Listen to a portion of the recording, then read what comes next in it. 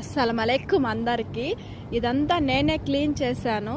ఆ అమ్మాయి only water మాత్రం పట్టింది పైప్తో, తన వల్ల కాలేదు, కొత్తగా వచ్చింది.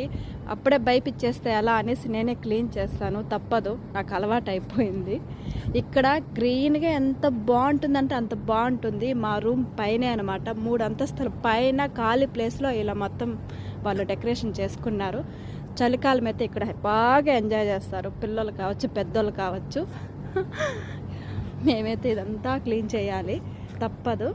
మార్నింగ్ ట్రాప్ ఉంది అంటే దుమ్ము గాలి ఉందంటే కూడా మా మేడం వినలేదు, క్లీన్ చేయమని చెప్పింది. క్లీన్ చేసి మరి ఇవన్నీ ఉతకండి అనింది. ఇవన్నీ ఉతికి ఆరేసాను. సాయంకాలం లోపల ఎలా వచ్చిందంటే ఒక్క 2 నిమిషాల్లో మొత్తం దుమ్ము వచ్చేసింది. ఎలా అంటే చూడండి, అసలు చెప్పలేను, అంత ఫుల్గా వచ్చేసింది.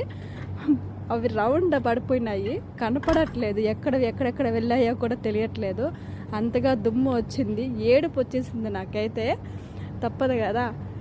ఇవన్నీ చూపించి మామ చూడు ఎలా అయిపోయిందో అంటే, సరే ఏం చేద్దాం, హరాం మరతానికి అస్సిల్ అంట, ఇంకేం చేయాలి, తప్పదు. వాళ్ళకి కావాల్సిన పని, మనకు కావాల్సింది డబ్బు. వాళ్ళు ఎన్నిసార్లు అయినా చెప్తారు. ఇలా ఉంటుందండి కోవిడ్లో పని అంటే. ఊరికే కాదు, చూడండి ఇంటి పైకి వచ్చి మరీ వీడియో తీశాను. బయట 11 కార్లు ఉన్నాయి. పాపం మా పిల్లోడు ఎంత బాధపడతా కడిగాడో. నేను ఇవన్నీ మళ్ళీ క్లీన్గా చేసి అవన్నీ సర్ది మళ్ళీ ఒకసారి కడిగి మొత్తం ఆరేసి మా మేడంకి ఫోటోలు తీసి పెట్టి కిందకి వెళ్ళి ఒక ఫోటో తీసి పెట్టాను.